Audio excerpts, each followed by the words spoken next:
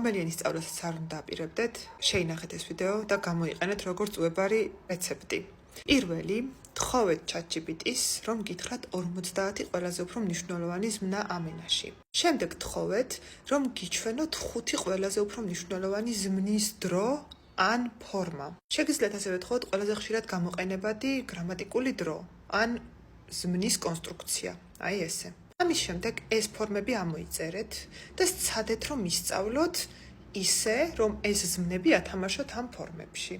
აუღლოთ და საკუთარ თავზე თქვათ წინადადებები. როდესაც მიხვდებით, რომ რამდენიმე წინადადების თქმა შეგიძლიათ, გადმოწერეთ კოპილოტი, სცადეთ, რომ ელაპარაკოთ, თქვათ უთხარით წინადადებები და თხოვეთ, რომ მათ გიპასუხოთ ან შეგისწოროთ. რაც უფრო მეტად ისწავლით ასე, უფრო და უფრო მეტი აზრი გაგიჩნდებათ, ცნობის მოყარეობა უფრო გაიღვიძებს და თქვენი ტვინი ავტომატურად გთხოვთ იმ ინფორმაციის მოძიებას, რაც საჭირო იქნება. ადამიანის ტვინი არის საოცარი მექანიზმი, რაც უფრო მეტად აკეთებ რაღაცას, უფრო და უფრო უშინაურდება თქვენი ტვინი, უფრო და უფრო მეტი ცნობის მოყარეობაც ებადება, კითხვები უჩნდება და კითხვის გაჩენა უკვე ნიშნავს, რომ გაინტერესებთ და კითხვა არის ის, რაც გიძულებთ, რომ ისწავლოთ, იმიტომ რომ კითხვა როცა ჩდება, გჭირდებათ პასუხი ამაზე.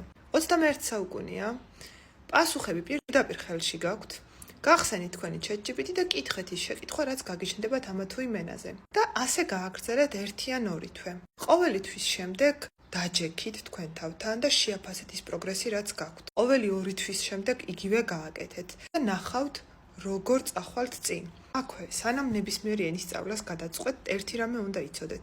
ეს არ ხდება 1 დღეში, 2 დღეში, 3 დღეში ან თუნდაც 10 თვეში.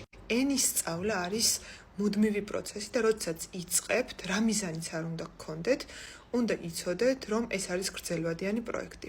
თუ ხართ ამისთვის მზად, მაშინ დაიწყეთ და მიყევით ასე.